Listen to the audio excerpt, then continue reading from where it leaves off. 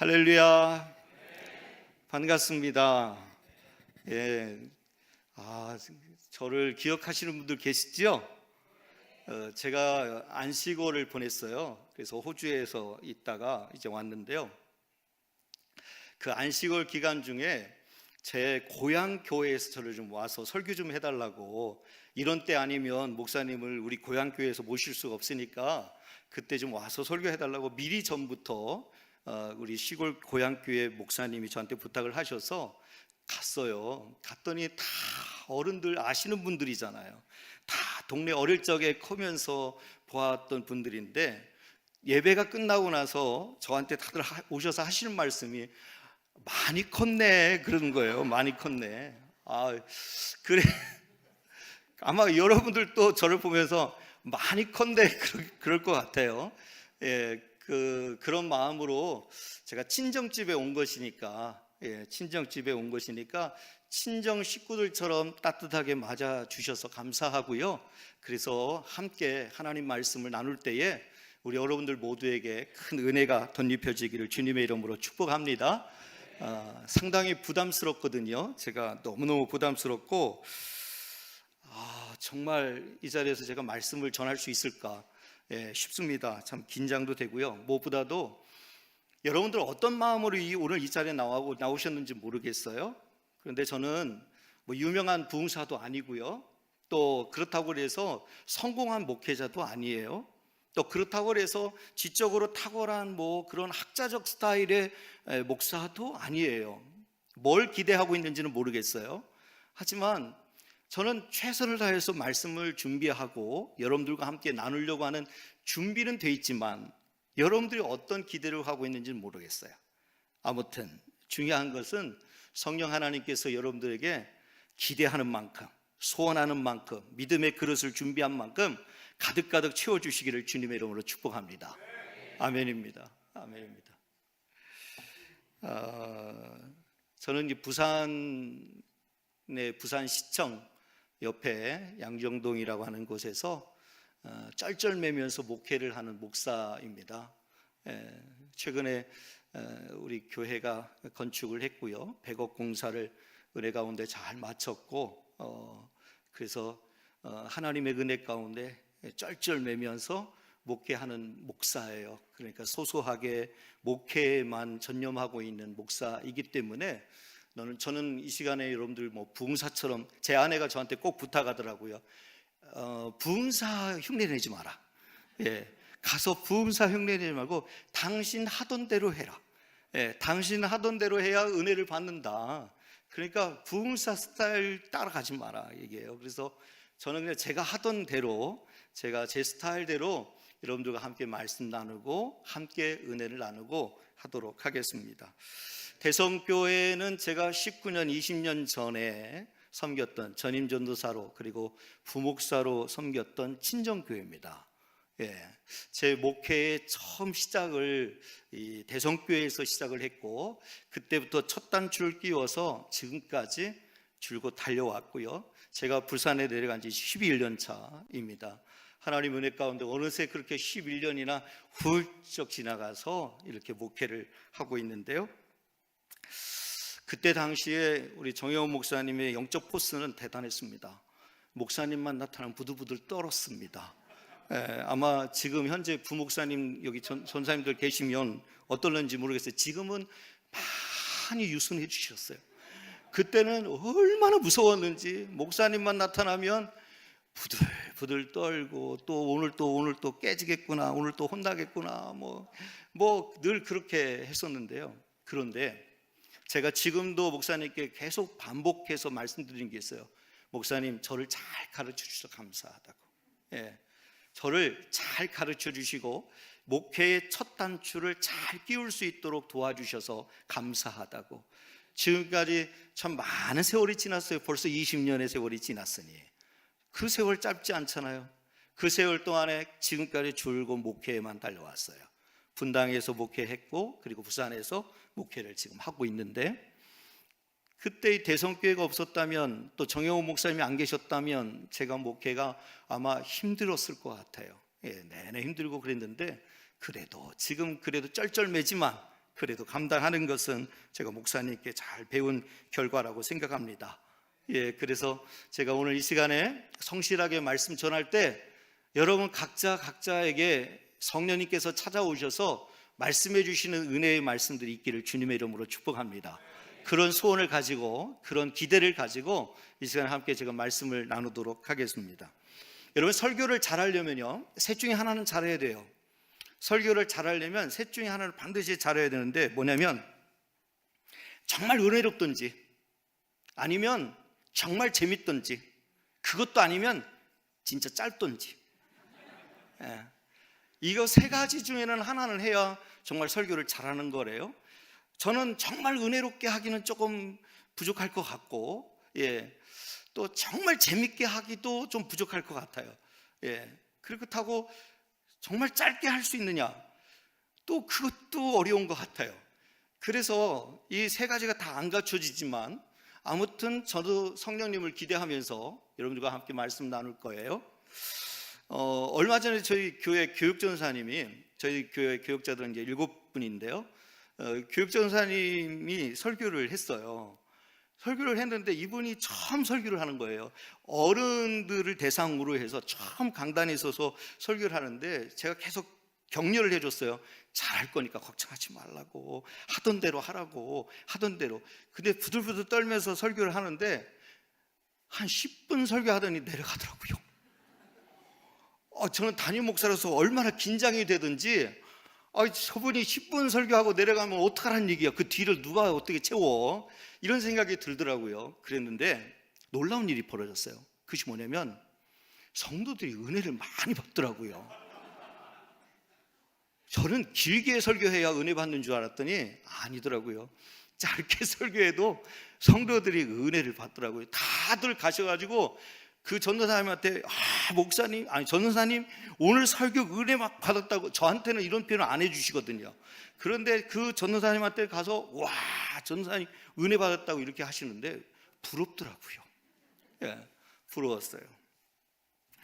최근에 제가 읽었던 책 중에 설교자의 인생이라는 책이 있어요. 설교자의 인생이라는 책이 있는데, 이 책에 보니까 마크 트웨인이라는 사람이 있어요. 이 마크 트웨인이 어떤 얘기를 했냐면, 목사의 설교가 20분이 넘어가면 구원받을 죄인도 포기한다. 목사의 설교가 20분이 넘어가면 구원받기로 작정한 성도들이 구원받기를 포기한대요. 그 심각한 일이 벌어진 거예요. 심각한 일이 벌어졌어요. 그래서 참 고민이 돼요. 여러분들 가운데는 그런 분이 없기를 바랍니다.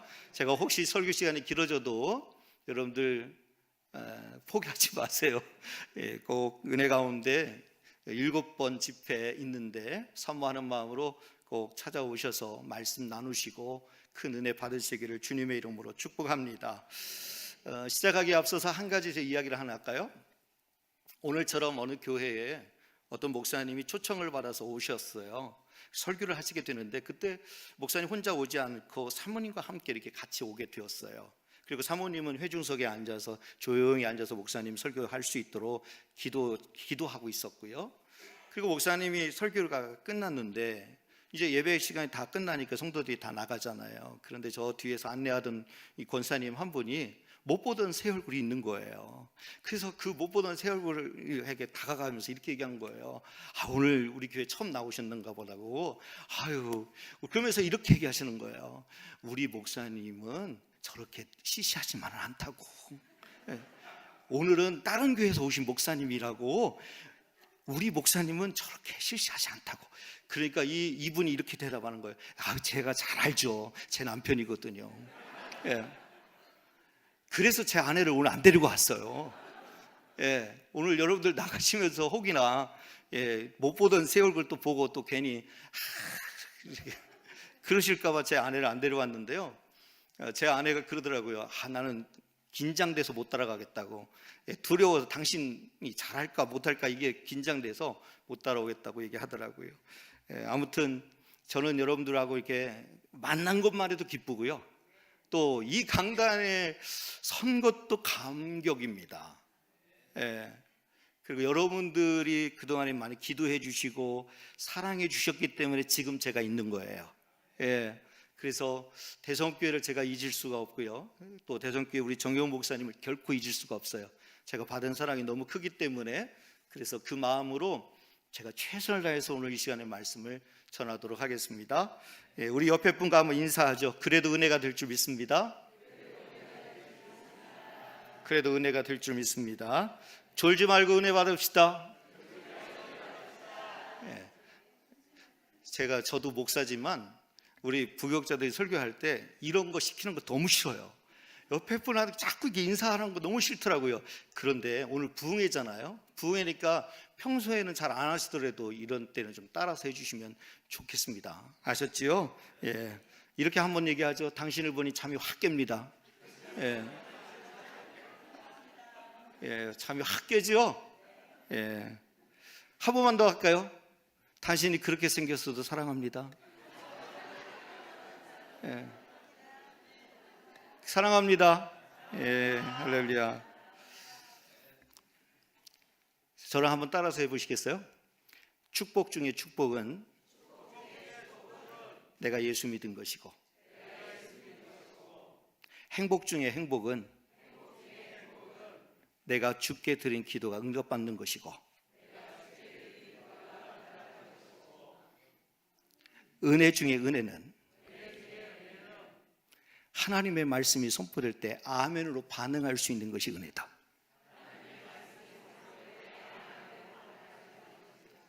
아멘입니까?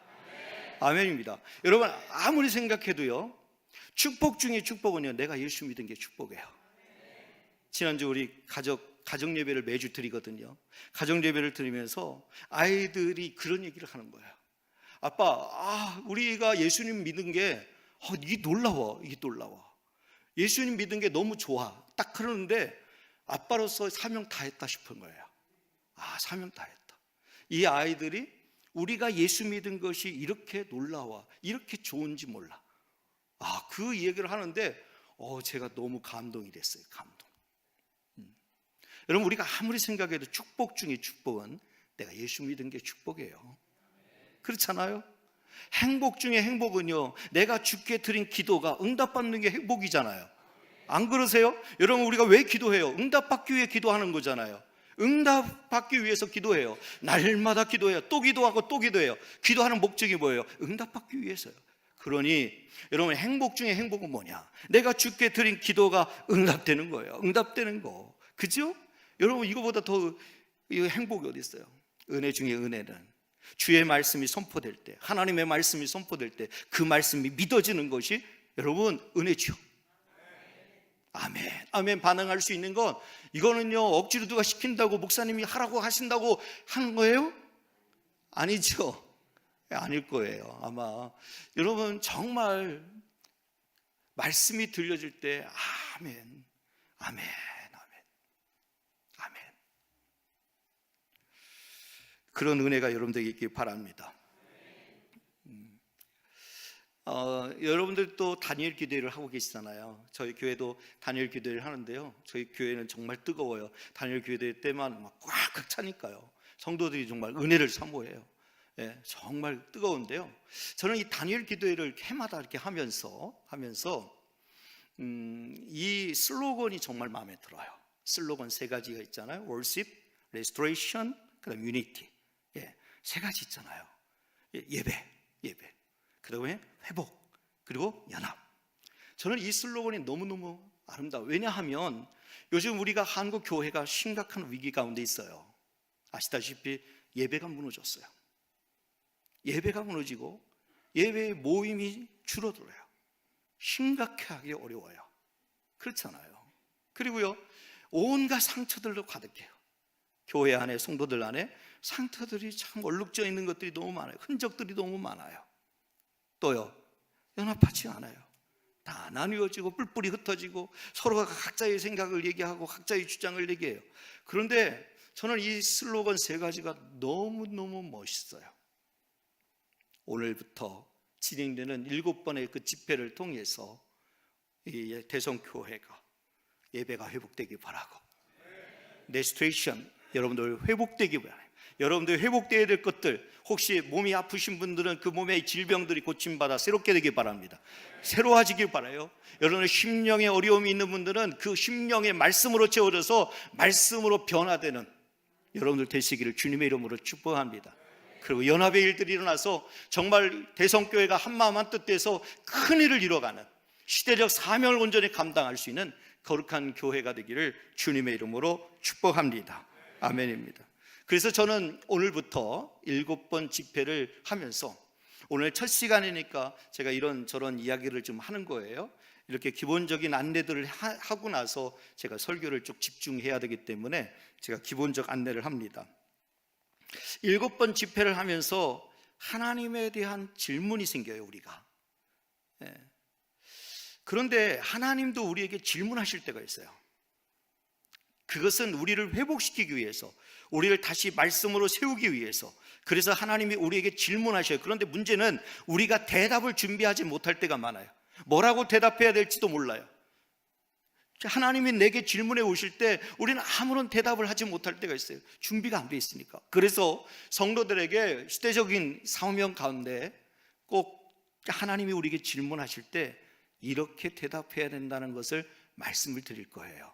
그래서 오늘부터, 오늘 저녁에는 내가 어디 있느냐, 내일 새벽에는 내 형제는 어디 있느냐, 내일 오전에는 내가 어디서 왔으며 어디로 가느냐, 내일 저녁에는 내 손에 있는 것이 무엇이냐, 모레 새벽에는 내가 무엇을 보느냐, 모레 오전에는 너희는 나를 누구라 하느냐, 모레 저녁에는 내가 나를 사랑하느냐.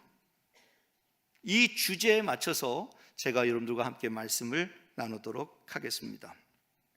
제가 설교를 준비하면서 읽고 싶었던 책이 있었는데, 그래서 주문을 했어요. 인생이 하나의 질문이라면 이란 책이에요. 인생이 하나의 질문이라면.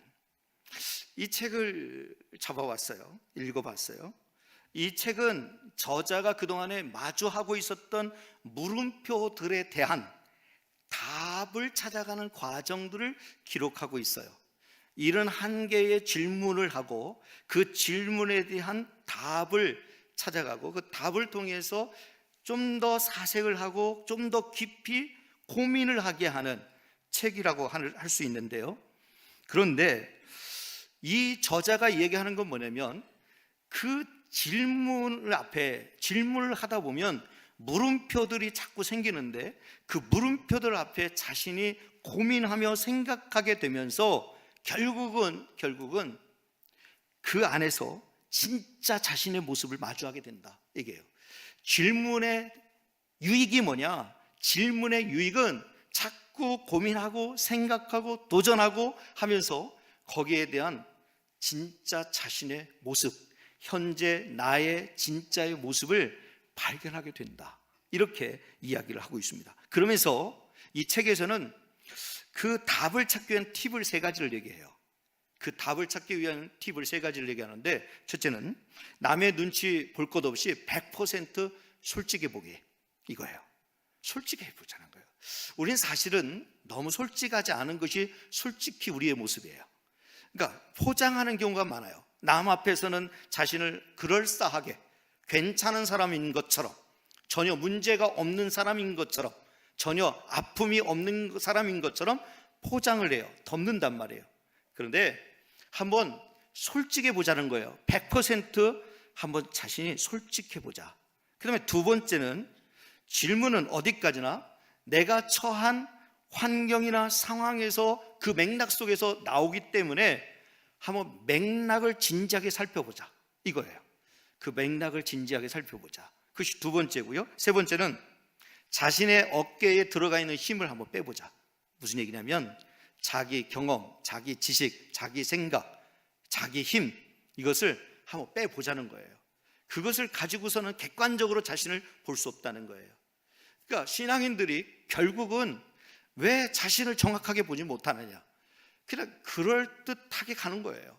그럴싸하게 가는 거예요. 다른 사람하고 같이 어울려 가는 거예요. 그러다 보니까 진짜 자신의 모습을 발견하지 못할 때가 있어요.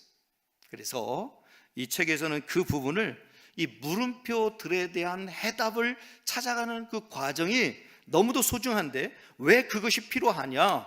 그 필요한 이유는 뭐냐면 진짜 자신의 모습을 발견할 수 있기 때문이다, 얘기하는 거예요. 자, 그렇다면 제가 왜 이 부흥의 기간 동안에 이 주제를 선정했는지를 알 수 있을 거예요. 왜 이 질문을 하느냐? 왜 이 질문을 자꾸 보느냐? 하나님께서 우리에게 해오신 그 질문의 내용들을 보면 결국 오늘 이 시대 가운데 영적인 사람으로, 신앙인으로 어떻게 승리하며 살아갈지에 대한 답이 있기 때문에 그것을 함께 발견해 보자고 하는 의미에서 오늘부터 함께 말씀을 나눠보도록 하겠습니다. 성경은 여러분 어떤 책이죠? 성경을 뭐라고 정의할 수 있을까요? 성경 뭐 다양하게 있을 거예요. 저는 이렇게 한번 정의해 봤어요. 자기 멋대로 살아가던 우리들을 목 놓아 부르는 하나님의 음성을 녹취한 책이다, 이렇게 정의했어요. 자기 멋대로 살아가던 사람들을 목 놓아 부르는 하나님의 음성을 녹취한 책이 성경 말씀이다, 이렇게 정의한다면 이 하나님의 말씀이 어떤 메시지인지는 분명하고 명확해지는 거예요. 뭐죠? 사랑이잖아요. 사랑. 내가 너를 너무 사랑한다. 독생자 예수를 내어주면서까지도 사랑한다. 아낌없이 사랑한다. 이거잖아요. 정말 그 목 놓아 부르시는 그 하나님의 음성을 녹취한 책이 성경이란 말이죠. 그러니까 다시 말해서 타락한 우리들을 결코 포기할 수 없어서 우리를 하나님의, 주님의 품에 안으시기 위해서 우리를 향하여 부르시는 메시지가 기록된 것이 성경이에요. 그렇다면 우리 인생에 있어서 왜 우리가 이렇게 힘든 인생을 살아가느냐, 왜 우리가 고민하며 살아가느냐, 왜 이렇게 우리가 지치고 피곤한 인생을 살아가느냐, 그것은 인생의 정답을 모르기 때문이에요. 그렇다면 우리가 어디에 귀를 기울여야 되느냐? 하나님의 말씀이에요. 하나님의 말씀을 보면 그 안에 정답이 있다는 것입니다. 사랑하는 여러분, 하나님은 한 번도 택한 백성들을, 택한 자녀들을 포기한 적이 없어요. 성경에 말씀해 보세요. 그 이스라엘 백성들이 그렇게 끔찍이도 하나님의 마음을 아프게 했어요. 속상하게 해드렸어요. 우상을 섬겼어요. 막 자기들 멋대로 행동했어요. 그럼에도 불구하고 하나님 포기하지 않으셨어요. 탕자처럼 방황할 때도 여전히 그분은 기다리셨고, 고멜과 같이 쾌락에 묻혀 방탕할 때도 여전히 그분은 사랑해 주셨고, 베드로처럼 예수님을 부인하고 도망을 쳐도 여전히 그분은 용서해 주셨고, 삭개오처럼 탐욕에 빠져 남의 것을 토색했는데도 불구하고 여전히 그분은 품어주셨어요. 여러분, 이것이 성경의 이야기잖아요. 오늘 이 자리에 나와 계신 분들 가운데 혹 이런 분들 계시지 않습니까? 탕자처럼 방황하는 분 안 계세요? 고멜과 같이 방탕한 시간들을 보내고 있는 분 계시지 않습니까? 베드로처럼 예수님을 부인하며 살아가고 계시지 않습니까? 삭개오처럼 탐욕에 빠져 있지는 않습니까? 문제는 우리도 그렇게 크게 다르지 않다는 거예요. 그로 인해서 얼마나 후회하며 사셨습니까? 얼마나 상처받으며 사셨습니까? 얼마나 수치를 느끼며 부끄러움을 느끼며 사시고 계십니까? 세상을 향해서 당당히 내가 크리스찬이라고, I'm a Christian이라고 당당히 외칠 수 있어요? 뭔지 모르지만 수치를 느끼고 부끄러움을 느끼고 숨기려고 하고 감추려고 하고 하는 거죠. 하나님 오늘 또 그런 우리에게 다가오셔서 뭐라고 질문하실까 한번 귀를 기울여 봤으면 좋겠어요. 하나님, 우리 오늘 또 정말 우리를 향해서 부르짖는 그 주님이 내게 뭐라고 질문해 오실까? 오늘 첫 시간으로 내가 어디 있느냐, 내가 어디 있느냐 하시는 하나님의 질문에 우리가 한번 대답해 보고자 합니다. 이 질문은요, 하나님께서 인간에게 첫 번째 하신 질문이죠. 하나님께서 인간에게 하신 첫 번째 질문이에요. 그만큼 중요하다는 얘기죠. 항상 첫 번째란 얘기는 중요한 거예요. 중요한 거예요. 어떤 의미일까요? 너가 지금 있는 그곳이 진짜 너가 있어야 될 그 자리인가? 질문하고 있는 거예요. 한번 진지하게 한번 생각해 보세요. 나 스스로에게 한번 물음표를 던져보세요. 내가 있어야 될 그 자리, 지금 있는 그 자리가 진짜 너가 있어야 될 그 자리인가? 어떠십니까? 정말 있어야 될 자리입니까? 아니면 혹이나 방탕하여, 부인하여, 타락하여, 또는 방황하여 그 자리에 머물러 있습니까? 오늘 9절 말씀해 보면요, 9절 말씀해 보면 이렇게 합니다.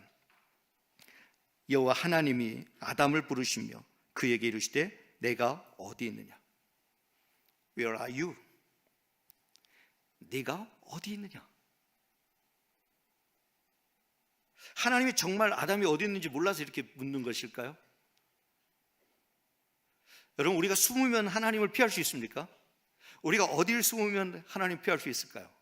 물론요, 여러분들에게 깜짝 놀란 소식은 저에게 지난 며칠 전에 초등학교 입학한 아들 막둥이가 있다는 거예요. 예. 대학생 딸이 있고 고등학교 1학년인 아들이 있고 초등학교 1학년에 얼마 전에 입학한 막둥이 아들이 있습니다. 저희는 온 세대를 통합합니다. 그래서 제가 자신 있게 교회에서 설교할 때 당당히 얘기할 수 있는 것은 저는 모든 세대를 다 통합한다고, 대학생도 있고 고등학생도 있고 초등학생도 있어서 그렇게 얘기할 수 있는데요, 이 막둥이 아들하고 놀아주는 게 너무 피곤해요. 예, 너무 힘들어요. 전에는 안 그랬는데 이 막둥이 아들하고 좀 놀아주려면 너무 피곤해요. 그래서 머리를 쓴 게 뭐냐면 숨바꼭질이에요. 숨바꼭질 제일 좋아요. 숨어 있으면 돼요. 숨어 있으면 이 아이가 찾을 때까지는 쉬는 거예요. 쉬는 거예요. 그냥 이 아이가 절대 못 찾는 곳에서 잘만 숨어 있으면 돼요. 잘만 숨어 있으면 하여튼 찾을 때까지는 쉬는 거예요. 그러니까 이 숨바꼭질이 너무너무 재밌어요. 그래서 아들하고 숨바꼭질 하자.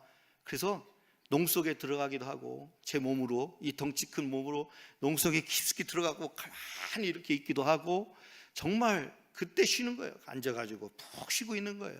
찾을 때까지. 하나님도 우리가 어디 숨었는지 몰라서 네가 어디 있느냐라고 물으실까? 여러분, 한번 생각해 본 적 있으세요?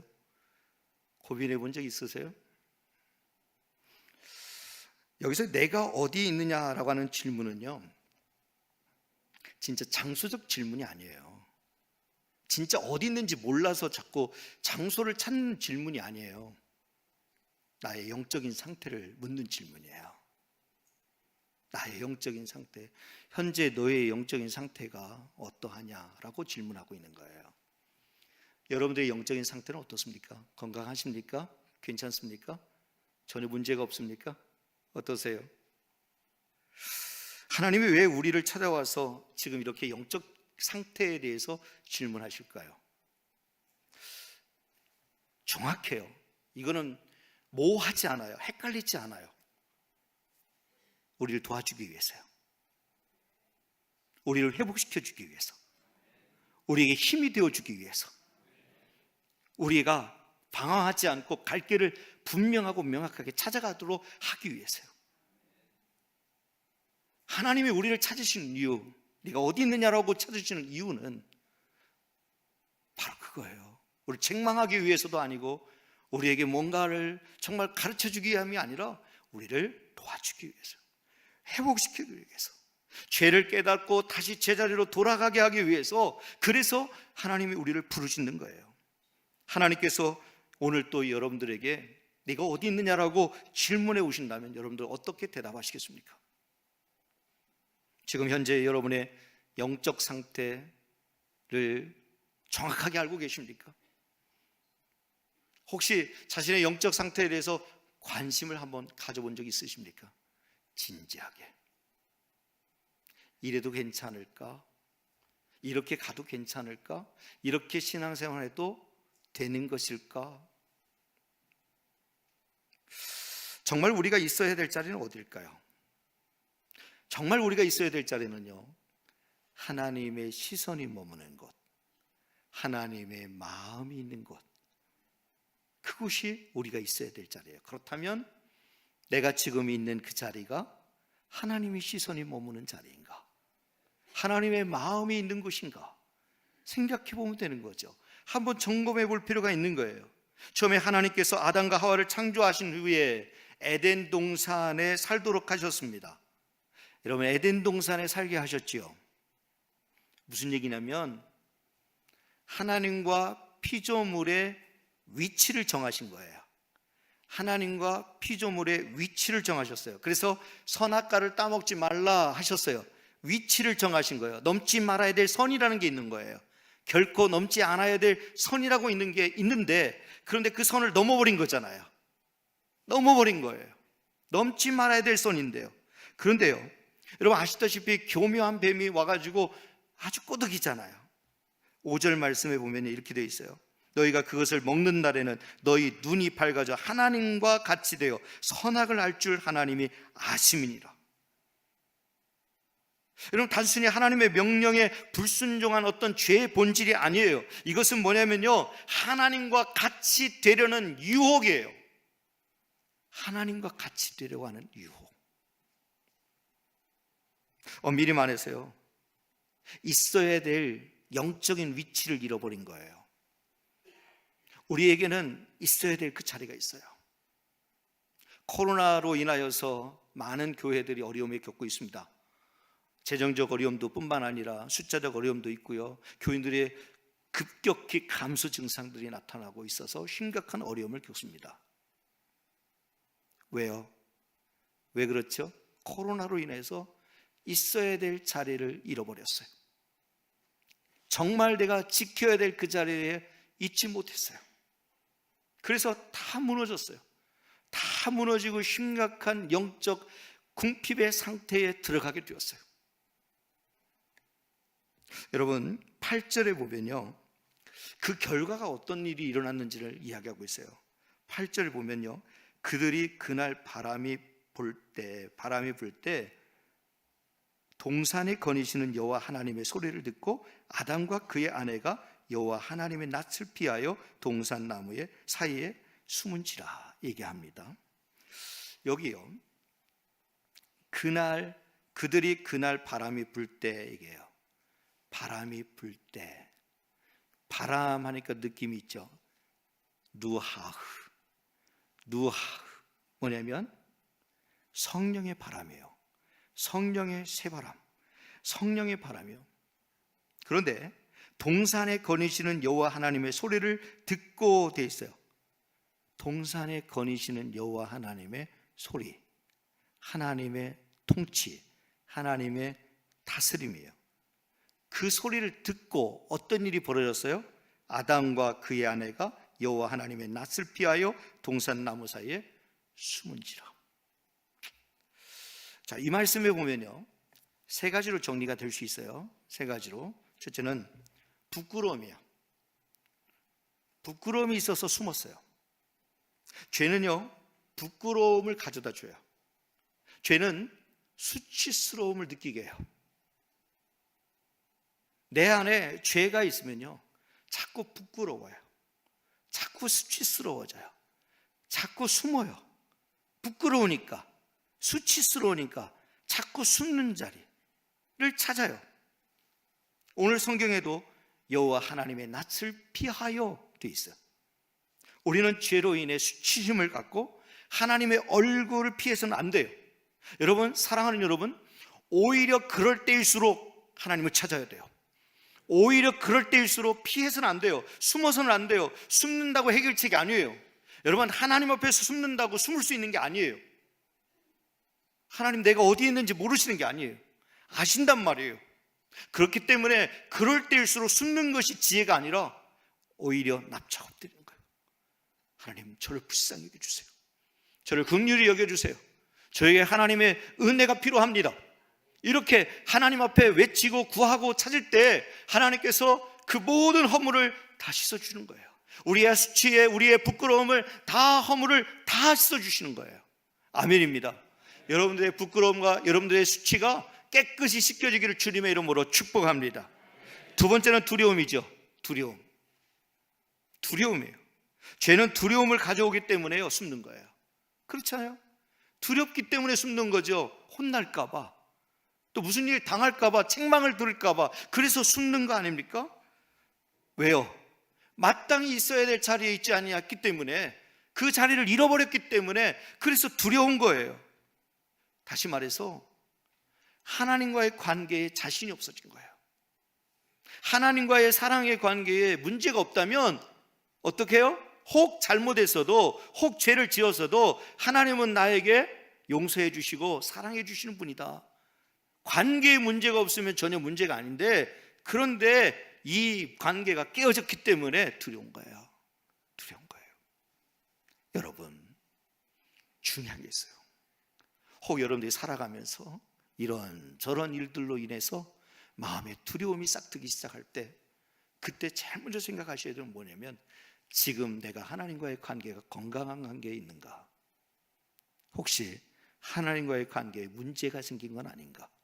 깨어지거나 뭔가 멀어지거나 한 건 아닌가? 점검해 볼 필요가 있어요. 꼭 점검해 보셔야 돼요. 여러분, 이럴 때일수록, 두려움이 내 마음에 사로잡힐 때일수록 여러분 꼭 확인하셔야 될 것은 하나님과의 관계. 내가 사망의 음침한 골짜기를 다닐지라도 내가 해를 두려워하지 않을 것은 주께서 나와 함께 하심이라. 할렐루야. 여러분, 두려움은 죄로 인하여 발생되는 거예요. 내가 넘지 않아야 될 선을 잃어버렸기 때문에, 망가뜨렸기 때문에, 그래서 관계에 문제가 생긴 거예요. 그러니까 두려움이 생겨요. 그렇기 때문에 이때에 꼭 확인하셔야 될 건 뭐냐면 하나님과의 관계를 회복하는 거예요. 회복해야만이 주께서 나와 함께 하심을 아는 거예요. 아무것도 염려하지 말고 모든 일에 기도와 간구로 너희 구할 것을 하나님께 아뢰라. 그리하면 모든 지각에 뛰어난 평강의 주님께서 우리의 마음과 생각을 지키시리라 말씀하시잖아요. 여러분, 놀라운 거예요. 아무것도 염려하지 말래요. 평강의 주님께서 우리 마음과 생각을 지키시겠다고 약속하시는 거잖아요. 그런데 뭐가 두려워요? 뭐가 두려워요? 왜 두렵냐? 관계, 주님과의 나와의 관계가 문제가 생겼기 때문이에요. 그래서 확인하시 보셔야 된다는 거예요. 그 다음에 세 번째는 뭐냐면요, 분리죠. 분리. 죄는 관계를 망가뜨려요. 관계를 깨트려요. 그래서요, 그 관계를 깨트려서 실패를 가져오게 해요. 실패. 내가 어디 있느냐? 하나님 질문해 보시면요, 여러분 납작 엎드리세요. 오히려 더 바짝 다가섰어요. 하나님 아시잖아요, 제가 얼마나 약한 존재인지. 하나님 아시잖아요, 얼마나 제가 연약한 존재인지, 날마다 죄 가운데 휘둘리는 자인지. 하나님 아시잖아요. 오히려 하나님을 더욱더 바짝 붙어서 하나님을 찾으셔야 돼요. 그때 문제가 해결돼요. 이때가 기회다 생각하고 하나님과 거리가 멀어지기 시작하면 이거는 도무지 방법이 없어요. 해결할 수가 없어요. 회복될 수가 없어요. 왜 문제가 자꾸 생기느냐? 자꾸 하나님과의 거리가 멀어져요. 첫째는 예배의 자리를 멀리 하다 보니까 하나님과의 관계가 깨뜨려지기 시작해요. 기도의 자리에 나오지 않으니까 자꾸 하나님과의 관계가 깨뜨려져요. 그래서 제가 성도들에게 이렇게 얘기해요. 억지로라도 기도의 자리에 나오시라고, 억지로라도 예배의 자리를 지키시라고. 그것이 여러분들의 영혼을 지키는 일이라고. 자꾸 멀어지기 시작해 보세요. 처음에는 괜찮죠. 이거 멀어지니까. 그런데 안 그래요. 공허한 거예요. 허전한 거예요. 여러분, 하나님의 임재가 두려운 것입니까? 하나님의 임재가 두려운 거예요? 아니에요. 하나님의 임재는 두려운 게 아니에요. 하나님의 임재를 우리가 피해야 할 일은 아니에요. 하나님의 임재가 있는 그곳은 회복이 임해요. 치유가 임해요. 우리 안에 충만함이 임해요. 충만함이. 그런데 왜 오늘 성경은 왜 두려움이 됩니까? 관계가 깨트려져서 그래요. 주님 따라 똑바로 살고 싶지만 그저 세상 유혹을 못 이겨서 넘어가고 실수하고 죄짓고 살아가니까, 그러니까 문제가 생겨요. 여기서요, 하나님께서 우리에게 질문하실 때, 내가 어디 있느냐라고 질문하실 때 하나님 나름대로 기대하지 않았겠어요? 우리로 하여금 듣고 싶었던 이 질문에 대한 대답이 있지 않겠어요? 여러분, 어떤 대답을 원하셨을까요? 어떤 대답? 한번 생각해 볼까요? 이 상황이 되었을 때 하나님의 불쑥 내게 찾아와서 네가 어디 있느냐? 정말 네가 있는 그 자리가 정말 진짜 네가 있어야 될 그 자리냐? 아니면 부끄러움과 수치심을 느끼고 두려움을 느끼고 관계가 깨뜨리고 실패한 그 자리에 머물러 있느냐? 정말 영적 상태를 한번 확인해 봐라 라고 하시면서 우리에게 내가 어디 있느냐라고 질문해 오실 때 하나님이 우리를 향해서 기대했던 대답은 뭘까? 뭘까요? 하나님, 저 죄인입니다. 저는 하나님 앞에 씻을 수 없는 죄인입니다. 납작 엎드리는 거예요. 하나님, 제 마음이 약해서 그 유혹을 못 이겨서 그 유혹 앞에 무릎을 꿇고 말았어요. 하나님, 어찌합니까? 하나님, 저를 용서해 주십시오. 이렇게 대답해야죠. 그런데 오늘 아담은 어떤 대답을 합니까? 궁금하죠? 오늘 아담은 어떤 대답을 할까요? 요 상황에 12절 말씀인데요, 우리 같이 한번 읽어볼까요? 한 목소리로 한번 읽어보죠. 아담이 이르되 하나님이 주셔서 나와 함께 있게 하신 여자, 그가 그 나무 열매를 내게 주므로 내가 먹었나이다. 참 못났죠? 여러분, 참 못났지 않았습니까? 흔히 말하기를 핑계 없는 무덤이 없다라는 말이 있어요. 핑계 없는 무덤이 없다라는 말이 있는데 이 경우죠. 이 경우. 사실 이것이 인간 아닙니까? 사실 남 얘기가 아니에요. 내 얘기예요. 문제가 생기면 피해갈 구멍을 찾는 거예요. 변명할 거리를 찾는 거예요. 나는 그 일하고 상관없다고 얘기하고 싶은 거예요. 나는 전혀 그 죄를 짓는 그 자리에 있지 않았다고 얘기하고 싶은 거예요. 다른 사람 얘기가 아니라 내 얘기더라고요. 막상 문제가 생기면요, 우리 누군가에게 책임을 전가해요. 그를 탓하고요, 변명과 핑계거리를 찾아요. 그렇죠? 여러분 보세요. 하나님께서 내게 주신 여자가,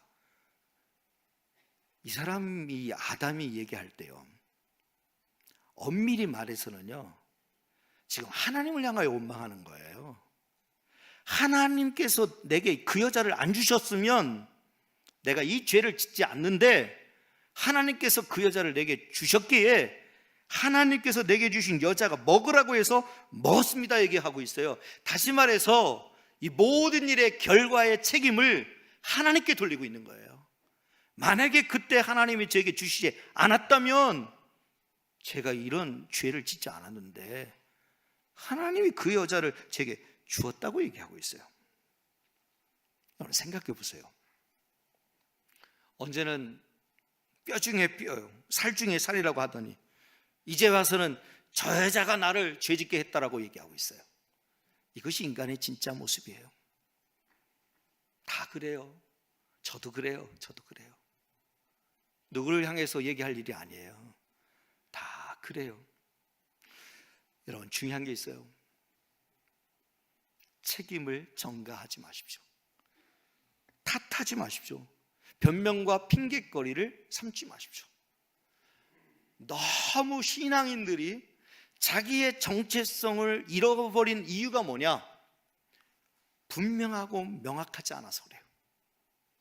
늘 핑계 없는 무덤이 없다고, 이래서 이렇게 이렇고 저거는 저래서 그렇고, 늘 변명과 핑계, 누구 탓하는 일이 서슴지 않고 진행이 돼요.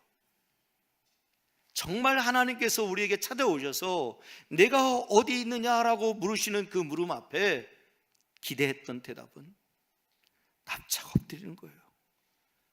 하나님, 제가 죄인입니다. 육신이 약해서 죄를 지었습니다. 이거예요. 그런데 보세요. 죄를 짓고 난 다음에 첫 번째 했던 행동이 뭔지 아세요?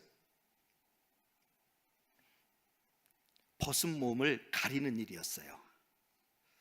벗은 몸을 가리는 일이에요. 7절의 말씀에 보면 이렇게 얘기해요. 이에 그들이 눈이 밝아져 자기들이 벗은 줄을 알고 무화과 나무 잎을 엮어 치마로 삼았더라. 여러분, 왜 가리려고 하죠? 왜 가리려고 해요? 수치심 때문에. 하나님과의 관계가 깨어지니까 뭘 느껴요? 죄책감을 느끼는 거예요. 죄책감을 느끼게 되니까 부끄러운 거예요. 너무 부끄러워요. 내가 하나님 앞에 엄청난 죄를 지은 것이 느껴지니까, 죄책감이 느껴지니까 막 수치심이 드는 거예요. 그래서 가리는 거예요. 그런데 가릴 때 뭘 가려요? 무화과 나무 잎을 엮어 치마로 삼았더라. 여러분 보세요. 이게 인간이에요. 얄팍한 인간. 그 순간만 모면하면 되는 줄 알고, 그 잠시 잠깐의 상황만 모면하면 되는 줄 알고, 그래서 무화과 나무 잎을 꺾어서 치마를 만들어 가린단 말이에요. 그런데 아시는 바와 같이 여러분, 이게 오래 갑니까? 바람이 불고 햇빛에 쪼이면 금방 말라 비틀어서 다 부서지고 말죠. 그러면 그 감춰집니까? 그럼에도 불구하고 그 잠시 잠깐이라도 숨기고 싶고 감추고 싶은 심정으로 어떻게 해요? 감추는 거예요. 인간의 행동이 얼마나 어리석은 모습입니까? 그 상황만 지나면 되는 줄 아는 거예요. 그렇지만 안 그렇잖아요. 안 그렇잖아요. 혹 오늘 이 자리에 혹 나의 이름을 하나님께서 불러주시기를 기다리는 분 계십니까? 혹 내 삶의 자리에 찾아오셔서 내 삶에 깊이 관심을 기울여 주기를 원하시는 분 계십니까? 깨어질 대로 깨어져서 관계가 흩어지고, 그래서 하나님과의 점점 어색해지고 서먹해지고 왠지 기도의 자리에 나가는 것이 낯선 게 느껴지는 분 계십니까? 본의 아니게 유혹에 넘어져 죄를 짓고 수치심 때문에 하나님과의 관계가 깨어진 분 계십니까? 하나님이 왠지 낯선 분처럼 여겨져서 그분이 내게 다가오면 두려워지는 거예요. 그분이 나한테 가까워 오는 것이 두려워지고 오히려 피하고 싶은 분 계십니까? 내가 어디 있느냐 질문에 오는 것이 어쩌면 하나님께서 나를 책망하시려고 허겁지겁 달려오시는 것처럼 느껴지십니까? 아니요, 그렇지 않아요. 하나님의 질문은 꼭 기억하셔야 될 것이 뭐냐면 우리를 회복시키기 위한 질문이에요. 여러분, 하나님이 범죄한 아담에게 왜 어떤 모습으로 어떻게 다가오시는지 한번 똑똑히 보세요. 오늘 본문에서 결코 놓치지 말아야 될 내용이에요. 하나님이 어떤 모습으로 다가오는지를 보여주세요. 그렇죠? 여러분 보세요. 막 시끌벅적하게 천둥번개를 치듯이 막 그렇게 나타나십니까? 아니면 화가 난 사람처럼 쿵쿵쿵쿵쿵쿵 막 다급하게 혼을 내려고 책망하려고 막 다가오시는, 막 쿵쿵쿵쿵쿵 하면서 다가옵니까? 분노가 막 가득한 채 막 으시 하면서 막 다가옵니까? 잡히기만 해봐라, 가만히 두나보다 막 이렇게 하고 막 다가오는 거 아니에요. 여러분 보세요. 8절 전반절에 그들이 그날 바람이 불 때 동산에 거니시는 여호와의 하나님의 소리를 듣고. 여러분 보세요. 하나님 우리에게 다가오실 때 바람이 스치듯이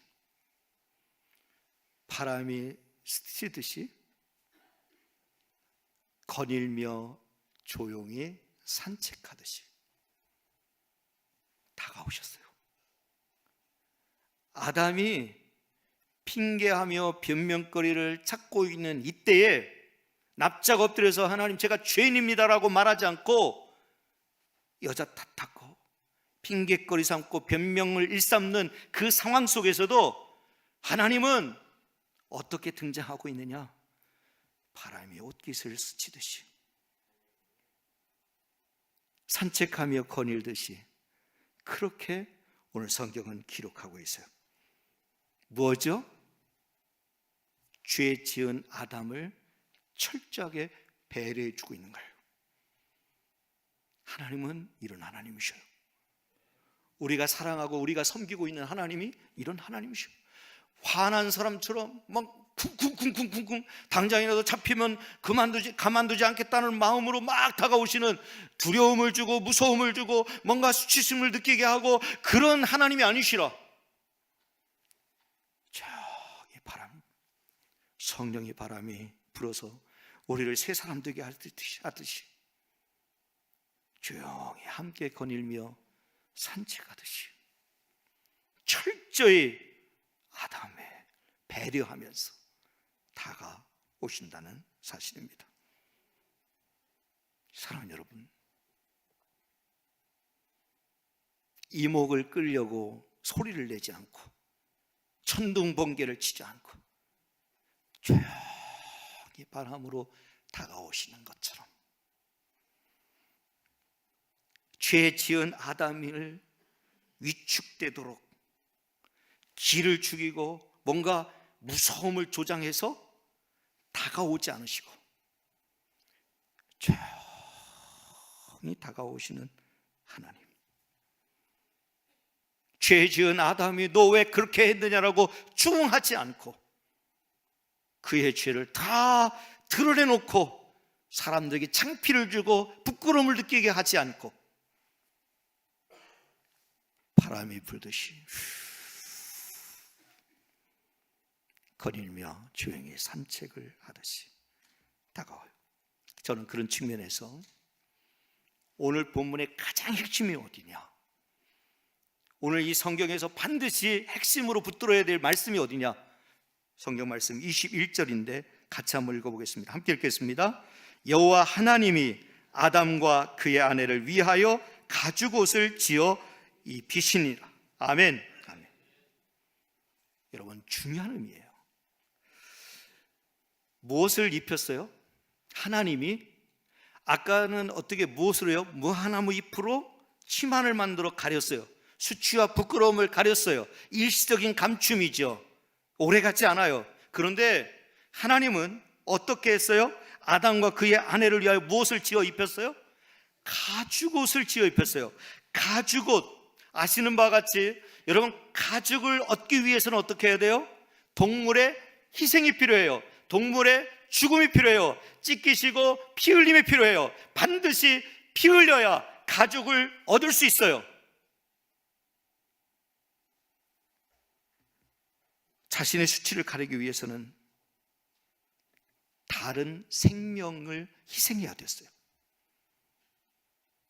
우리의 수치를 가리기 위해서는, 우리의 부끄러움을 가리기 위해서는, 우리가 지난날을 방탕하며 타락하며 유혹에 휘둘리며 그러면 하나님과의 관계가 깨트려지고 하나님과 거리가 멀어지고 했던 우리들에게 뭔가 무서움을 조장하고 뭔가 기를 확 죽이면서 우리를 위축되게 만들고 우리를 죄책감을 느끼게 하고 뭔가 부끄러움을 느끼게 해서 찾아오시는 하나님이 아니라 조용히 다가오셔서 다른 사람의 이목을 집중시키지 아니하시고 내게 조용히 다가오셔서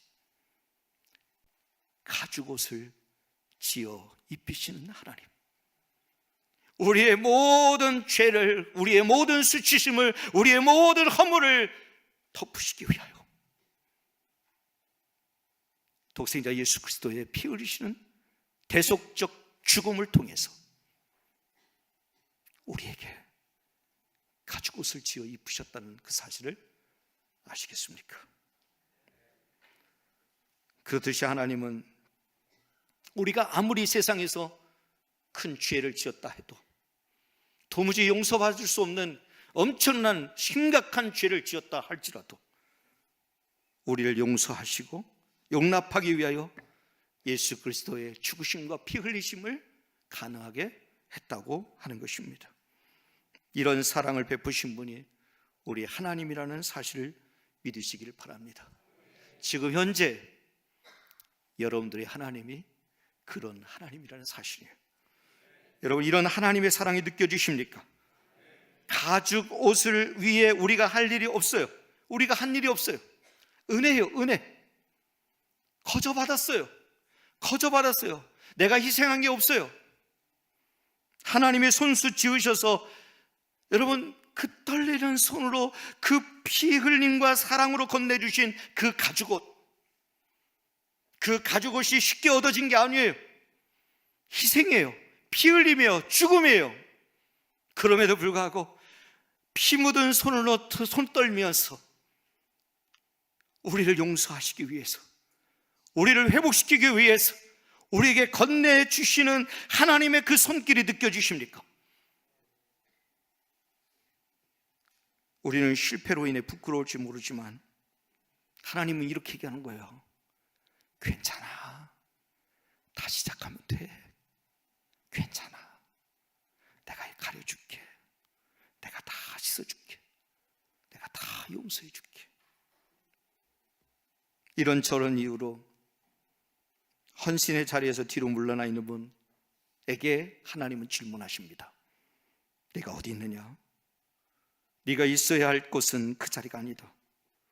조금 더 내게 더 가까이 오너라. 신앙생활이 소홀해지면서 하나님과의 관계에 있어서 서먹해진 분들에게 하나님은 질문하십니다. 네가 어디 있느냐? 지금 네가 그렇게 마음을 쏟고 있는 일이 무엇이냐? 누구를 위한 일이냐? 지금 유혹 앞에서 망설이며 흔들리고 있는 분들에게 하나님 이렇게 질문하십니다. 네가 어디 있느냐? 왜 합당치 않은 곳에서 여전히 서성이고 있느냐? 어서 빨리 그곳에서 나오라. 수고하고 무거운 짐을 지고 힘들어하는 분들에게 하나님 이렇게 질문하십니다. 네가 어디 있느냐? 왜 홀로 그 무거운 짐을 지고 그렇게 괴로워만 하고 있느냐? 그 짐을 내 앞에 당장이라도 내려놔라. 사랑하는 여러분, 내가 어디 있느냐? 이 질문을 하실 때 숨지 마세요. 도망치지 마세요. 도망친다고 되는 게 아니에요. 숨는다고 숨겨지는 게 아니에요. 무화과 나무 잎을 막아서 일시적인 감춤을 한다고 해서 되는 게 아니에요. 방법은 하나님께로 다시 돌아가는 거예요. 납작 엎드리는 거예요. 하나님 용서해 주십시오. 하나님 불쌍한 죄는 불쌍히 여겨 주십시오. 그리하면 하나님은 우리에게 책임을 떠넘기지 않으시고 하나님 우리에게 사랑으로 덮어주십니다. 용서해 주십니다. 가죽 옷을 지어 우리의 모든 허물을 가리워 주십니다. 그 사랑, 그 감격이 우리 사랑하는 대성교회 모든 성도들 안에 충만하게 있기를 주님의 이름으로 축복합니다.